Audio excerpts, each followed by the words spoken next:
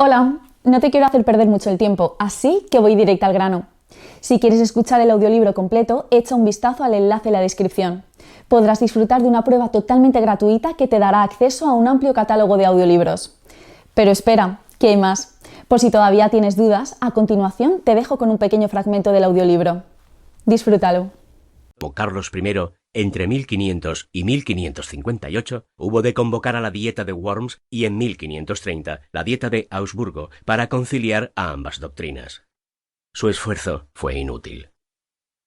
No era para menos. La Iglesia, cuya decadencia moral y eclesiástica era evidente, había llegado al extremo de vender indulgencias, un documento que se adquiría para supuestamente eximir el paso del alma por el purgatorio.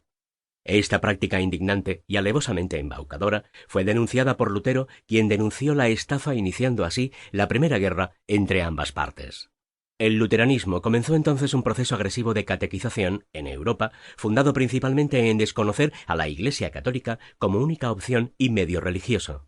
La difusión del contenido de la Biblia, antes reservada solamente al clero, la no adopción de imágenes y santos y el desconocimiento de la mayoría de sacramentos cristianos, salvo el bautismo y la Eucaristía. El emperador Carlos V, católico acérrimo, ordenó su persecución. La Iglesia, por su parte, lo excomulgó. Muerto Lutero en 1546, el crecimiento de esa fe y la rebeldía de los nobles compelieron a Carlos V, pese a ganar la batalla de Milberg en 1547, a aceptar las condiciones de los nobles rebeldes y en 1555 firmó la paz de Augsburgo. El tratado fue un verdadero triunfo para el luteranismo y los nobles. Según esa paz, cada príncipe alemán podía profesar la religión que quisiera sin que el emperador lo pudiese impedir, pero eso sí, todos los vasallos de un noble tenían que tener la misma religión. Además, se estableció el principio por el cual, si un príncipe que ocupaba un cargo eclesiástico pasaba al luteranismo, perdería sus derechos de legar sus títulos por herencia o apropiarse de los bienes del obispado o abadía que ejerciera. Esta cláusula, a la larga, generó mucha polémica entre los luteranos, pues era visible el alto costo de cambiar de religión. Aquella medida controversial motivó la continuación de las diferencias y con los años sería el punto de partida de la Guerra de los 30 años. Un estallido predecible. La revuelta de Bohemia. Después de la firma de la paz de Augsburgo, los resentimientos entre luteranistas y católicos aumentaron significativamente.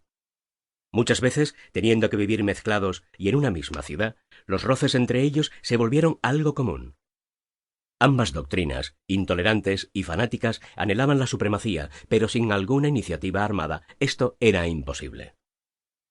Quienes más se inclinaban por esta opción eran los nobles germanos luteranos, impedidos de adoptar su religión por el alto costo que ello implicaba. Solo en Alemania existían más de 360 príncipes que, en secreto, buscaban conspirar contra el rey, que generalmente era católico. Vistas así las cosas, el estallido del conflicto era ya inevitable. El 20 de marzo de 1619, la muerte del emperador reinante, Matías, que no dejó herederos, precipitó los acontecimientos. Fallecido el emperador, el colegio electoral se reunió el 22 de marzo en Frankfurt para decidir quién debía ser el nuevo rey. Era el órgano dominador del imperio, y sin su consentimiento, el futuro emperador no podía convocar reuniones, dietas, establecer impuestos, concertar alianzas o declarar la guerra.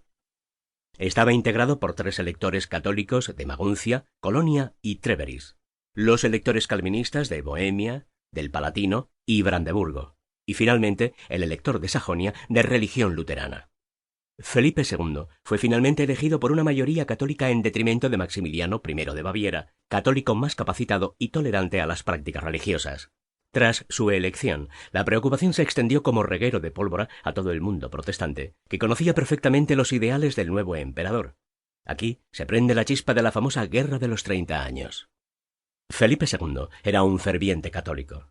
Por ello, nunca pudo ocultar su desprecio por la aristocracia luterana o calvinista y sus excesivos apetitos de poder.